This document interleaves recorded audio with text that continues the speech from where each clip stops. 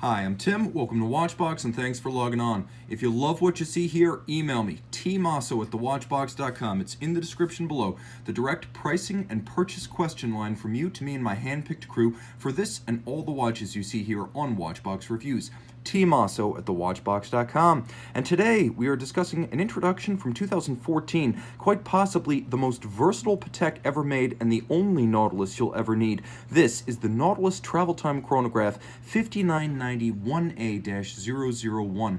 This watch is 40.5 millimeters in stainless steel, and as you can see, it's thinner than you might expect, at 12.8 millimeters thick, and if you measure end link to end link across the wrist, this one's going to be 51 millimeters. Now I'm going to take my own Zin Easy M11 off. You guys might note that we have some all new equipment in service here on the channel, and we have higher res imagery, so stay focused because my new camera is going to do exactly that when we get to the case back. You have a deployant clasp, as you can see, double deployant, nice camber to the underside so it curves along the underside of your wrist. You have a clamshell locking mechanism, and of course the watch on the wrist, reasonably flat, easy to wear because it's only 12.8 millimeters thick. It sits low, and as you can see, it's so close coupled and sloped along its flank that this one easily slides underneath the cuff, and you can see it doing exactly that right there. I can recommend it for a wrist as small as 14 centimeters in circumference.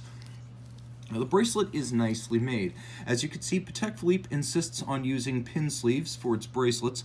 That's not necessarily a bad thing from a security standpoint, as it means they will stay secure, but you'll need a punch and a block to size this one at home. Now, you can see the details of the bracelet are impeccable, especially the channeled bevel that follows every flank of every link, perfectly aligned and expanding seamlessly from the edge of the lug itself. You can also note that there are large primary satin-finished links with polished intermediates, satin finished outer facing, and as you'll note on the underside, big enough gaps to avoid pinching skin or pulling hair on a hot day. You can see the clamshell mechanism for the clasp, and then we're going to go to the case back real quick and talk about the caliber 28-520. Now, caliber 28-520 is a automatic winding vertical clutch column wheel, 34 jewel, 6-position adjusted Patek Philippe seal chronograph with a dual time capability, and we're going to talk a little bit about what this watch brings to the table. You've got the 55-hour power reserve, unidirectional winding,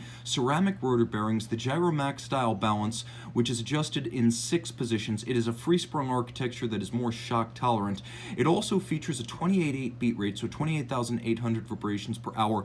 The movement features 2 time zones on the dial side, and as you can see, immaculate finish, mirrored chamfer along the edge of every bridge and lever, satin finish on the steel levers of the chronograph mechanism, and as you'll note, circular Cote de Genève on both rotor and bridges with an engine-turned perlage on the base plate, all screws with chamfered slots and circumferences.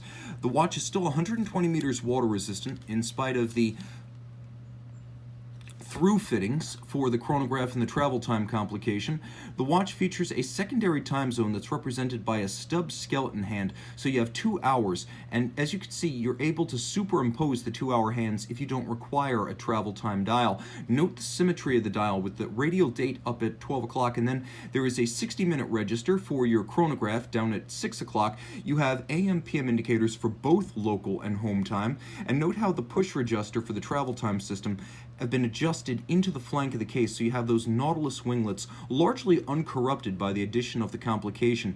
The dial is a lovely satin metallic anthracite with horizontal striations that date back to the original 1976 Gerald Genta Nautilus. You can see that the chronograph functions, or the chronograph selectors, have been incorporated into the wings on the opposite side, and note this is a flyback chronograph. You press the trigger to reset and it resets and restarts all at once. Now, you can also start, stop, and reset conventionally if you wish. Because of the vertical clutch system, you have the ability to run the chronograph full-time with no additional wear or tear on the mechanism, which is useful because, as you can see, the watch features no constant seconds display on its dial side. So if you want to have a little life to the dial, activate the chronograph. Don't forget that because it doesn't have hacking seconds, you can't stop the balance, but you can use the flyback to reset the seconds hand if you're using it to read central seconds, minutes, and hours. A timepiece that puts pretty much everything you could want into one watch. White gold indices and hands on that lovely gradient base that fades from a silver at center to almost black at its edge.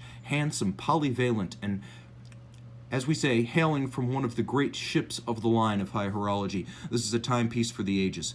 Email tmosso at thewatchbox.com for purchase and pricing details. And we're back with the Patek Philippe Nautilus Travel Time Chronograph, plenty of lume by night.